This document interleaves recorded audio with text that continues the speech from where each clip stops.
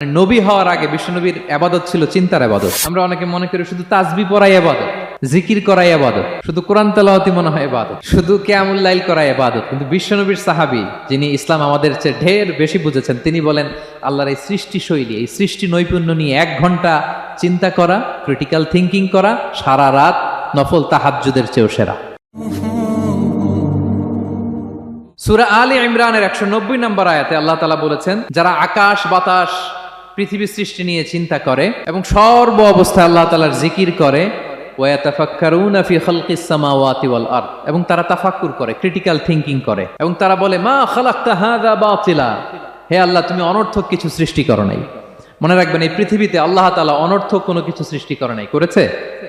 যেটাই সৃষ্টি করেছে এটা এর মধ্যে মানব কল্যাণ আছে না নাই?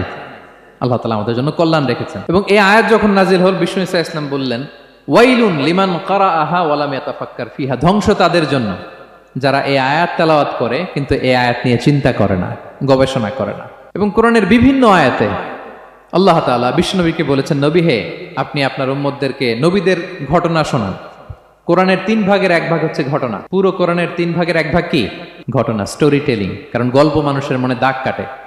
আল্লাহ তাআলা বলেছেন, ফাকুসুসিল কসাসা লাআল্লাহুম ইয়াতাফাক্কারুন, নবী হে আপনি তাদেরকে কিচ্ছা শোনান, ঘটনা শোনান, নবীদের কাহিনী শোনান, লাআল্লাহুম ইয়াতাফাক্কারুন, যাতে করে তারা ক্রিটিক্যাল থিঙ্কিং করে। তারা লূত আলাইহিস সালামের কওমের ঘটনা যখন শুনে যে আল্লাহ তাআলা আপসাইড ডাউন করে দিয়েছিলেন, তারা যখন কওমে আদের ঘটনা শুনে, কওমে সামুদের ঘটনা শুনে, তারা যেন চিন্তাশীল হয়। এবং বিশ্বনবীর সাহাবী আবু দারদা রাদিয়াল্লাহু তাআলা আনহু, উনি বলতেন, তাফাক্কুরু সাআতিন খায়রুন মিন কিয়ামিল লাইলা, 1 ঘন্টা কেউ যদি আল্লাহর সৃষ্টি নিয়ে চিন্তা করে, সেটা সারা রাত তাহাজ্জুদের সালাত পার করার চেয়ে উত্তম।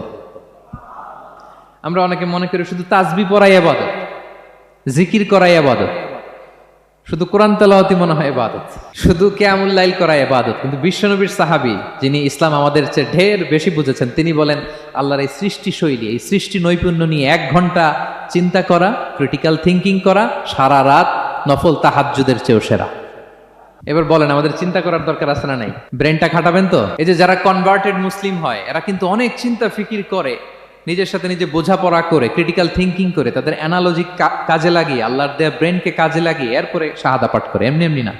এই যে কিছুদিন আগে আমেরিকান এক পপ স্টার কালেমা পড়ছে না? আপনি জানেন একটা ধর্ম চেঞ্জ করা, একটা ফেইথ চেঞ্জ করা, এটা কত বড় সিদ্ধান্ত? হ্যাঁ, বাপদাদার